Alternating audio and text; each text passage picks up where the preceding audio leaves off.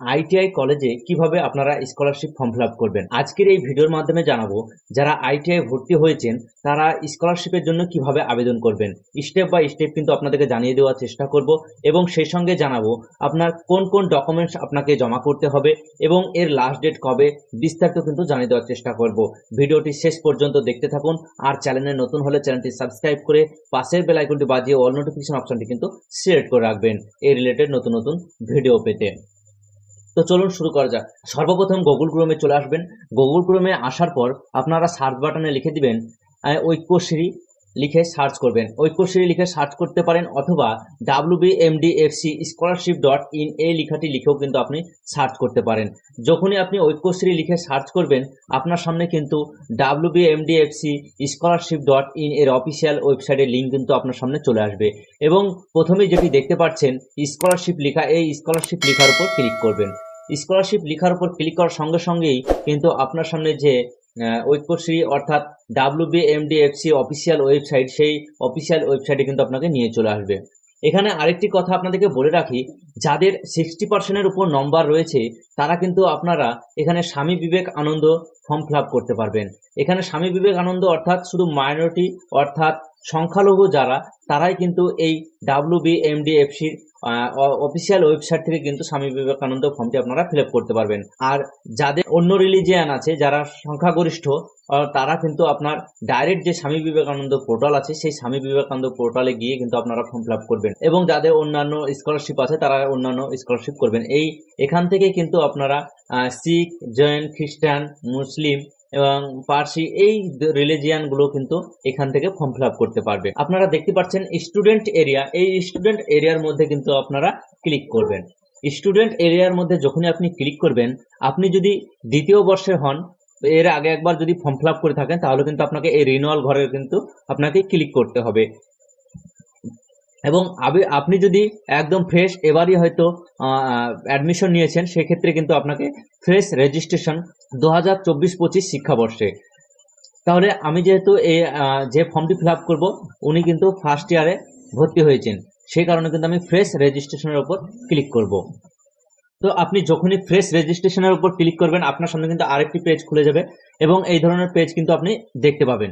এখানে আপনার student information আপনাকে দিতে হবে এবং স্টুডেন্ট রেজিস্ট্রেশন, আপনার যে রেজিস্ট্রেশন আপনাকে কিন্তু আপনার ডিটেলস দিয়ে কিন্তু আপনাকে রেজিস্ট্রেশন করতে হবে।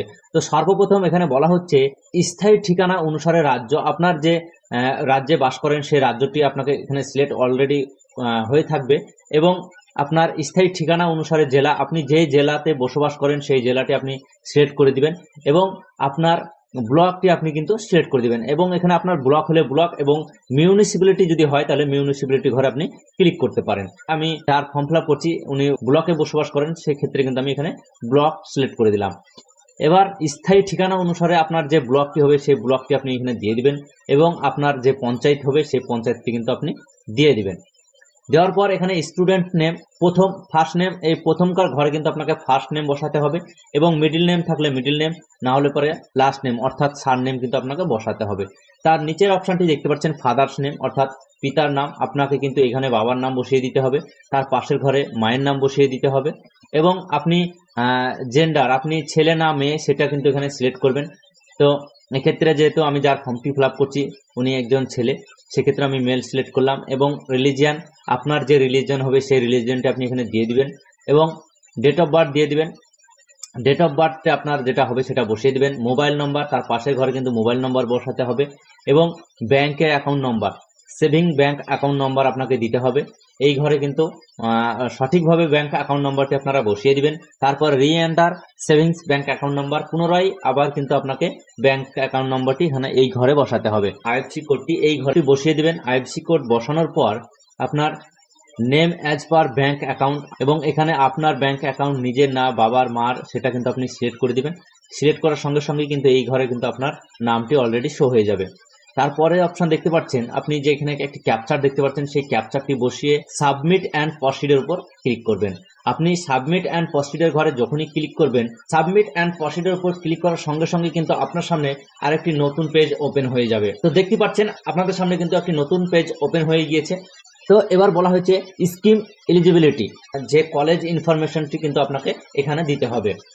এবং এখানে বলা হচ্ছে, প্রথমেই বলা হচ্ছে ইনস্টিটিউশন ডিস্ট্রিক্ট, আপনি যে ডিস্ট্রিক্টে পড়াশোনা করেন সেই ডিস্ট্রিক্টের নামটি অলরেডি সিলেক্ট হয়ে থাকছে। এবং তারপরে বলা হচ্ছে institute location block and municipality, আপনি যে ব্লকে পড়াশোনা করেন বা মিউনিসিপ্যালিটি পড়াশোনা করেন সেটাকে আপনাকে সিলেক্ট করতে হবে। সিলেক্ট করার পর সেই ব্লকের নামটি কিন্তু আপনাকে বসিয়ে দিতে হবে। বসানোর পর কারেন্ট ইনস্টিটিউশন, আপনি বর্তমানে কোন শিক্ষা প্রতিষ্ঠানে আপনি পড়াশোনা করছেন সেই শিক্ষা প্রতিষ্ঠানের নামটি কিন্তু দিয়ে দিতে হবে। আমি যে ছেলেটি ফর্ম ফিল আপ করছি উনি কিন্তু একটি গভর্নমেন্ট ইন্ডাস্ট্রিয়াল ট্রেনিং ইনস্টিটিউটে পড়াশোনা করে, সেক্ষেত্রে কিন্তু আমি গভর্নমেন্ট ইন্ডাস্ট্রিয়াল ট্রেনিং ইনস্টিটিউট অপশানটি কিন্তু সিলেক্ট করে দিলাম। বর্তমান শ্রেণী অর্থাৎ কোর্সের নাম, আপনি পড়াশোনা করছেন সেই কোর্সটি কিন্তু আপনাকে নামটি দিয়ে দিতে হবে। এখানে অনেকগুলো আপনি ট্রেড দেখতে পাবেন, সেই ট্রেডের নামটি কিন্তু আপনি বসিয়ে দিবেন। বর্তমান শিক্ষাবর্ষ আপনি কোন ইয়ারে পড়ছেন, আপনি যেহেতু নতুন ভর্তি হয়েছেন ফার্স্ট ইয়ার, সেই ক্ষেত্রে কিন্তু ফার্স্ট ইয়ার বসিয়ে দিবেন। এবং শেষ উত্তীর্ণ হওয়া পরীক্ষার নাম, এখানে আপনি কোন ক্লাস পাস করে এসেছেন, আপনার এম গ্রুপ ই গ্রুপ আছে আইটিআর ক্ষেত্রে, আপনি যদি 8 পাস করে আসেন তাহলে আপনার ই গ্রুপে যদি ফর্ম ফিল আপ করেন তাহলে 8 পাস দিবেন, এবং এম গ্রুপ হলে মাধ্যমিক পাস দিবেন। তারপরে আপনি কোন বোর্ড থেকে পরীক্ষা দিয়েছিলেন সেই বোর্ডটা কিন্তু আপনাকে সিলেক্ট করতে হবে।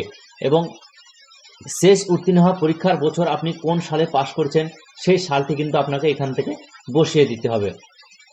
বসানোর পর আপনি কত পার্সেন্ট নম্বর পেয়েছেন সেই নম্বরটি কিন্তু আপনাকে বসাতে হবে, সেই নম্বরটি বসিয়ে দিবেন। বসানোর পর আপনার যে পরিবারের বার্ষিক আয় সেই আয়টি কিন্তু আপনাকে বসাতে হবে, আপনার মতো করে আপনি বসিয়ে দিবেন। এখানে একটি আপনাকে ইমেল আইডি বসাতে হবে, আপনার যে ইমেল আইডি সেই ইমেল আইডিটি আপনি বসিয়ে দিবেন। এবং এখানে একটি পাসওয়ার্ড তৈরি করতে হবে, block letter, small letter, special character দিয়ে কিন্তু একটি স্ট্রং পাসওয়ার্ড তৈরি করবেন। সেই পাসওয়ার্ডটি পুনরায় আবার কিন্তু এই ঘরে কনফার্ম পাসওয়ার্ডের ঘরে বসাবেন, বসিয়ে কিন্তু আবার সাবমিট অ্যান্ড প্রসিডের ঘরে কিন্তু আপনাকে ক্লিক করতে হবে। তো আমি এটি পুরো কিন্তু কমপ্লিট করে নিলাম। কমপ্লিট করে নেওয়ার পর সাবমিট অ্যান্ড প্রসিডের উপর ক্লিক করছি। সাবমিট অ্যান্ড প্রসিডের উপর ক্লিক করতে কিন্তু আপনার সামনে এই ধরনের আরেকটি পপ আপ শো হয়ে যাবে, congratulation you are eligible for post matric scheme, do you want to continue, আপনাকে কিন্তু এই কন্টিনিউ অপশানে কিন্তু ক্লিক করতে বলছে। এবং এখানে যদি 60%-এর উপর নম্বর পায় তাহলে এখান থেকেই কিন্তু আপনার ডাইরেক্ট স্বামী বিবেকানন্দ ফর্মে কিন্তু চলে যাবে। তো আমি যেহেতু এক্ষেত্রে জেনার ফর্মটি ফিল আপ করছি, উনি কিন্তু 60%-এর উপর নিচে নম্বর পেয়েছেন, সেই কারণে কিন্তু এটা পোস্ট ম্যাট্রিক উপর চলে আসলো। তো এক্ষেত্রে কিন্তু আপনার এই অ্যাপ্লিকেশনটি কিন্তু সাবমিট কিন্তু আইডি পাসওয়ার্ড কিন্তু আপনার তৈরি হয়ে গেল। এবং এই আইডি পাসওয়ার্ডটি কিন্তু আপনি খাতাতে নোট করে নেবেন এবং একটি স্ক্রিনশট নিয়ে রাখতে পারেন। তো আমি এক্ষেত্রে এটি কপি করে নিলাম। কপি করার পর লগ ইন অপশানে ক্লিক করব। লগ ইন অপশানে ক্লিক করার সঙ্গে সঙ্গে কিন্তু আপনাকে এই ইউজার নেম এবং পাসওয়ার্ড দিয়ে আবার লগ ইন করতে হবে। পাসওয়ার্ড, ইউজার আইডি পাসওয়ার্ড বসিয়ে দিলাম এবং এখানে যে ক্যাপচার দেখছেন সেই ক্যাপচারটি বসিয়ে দিবেন। ক্যাপচারটি বসানোর পর আপনি লগ ইনে ক্লিক করবেন।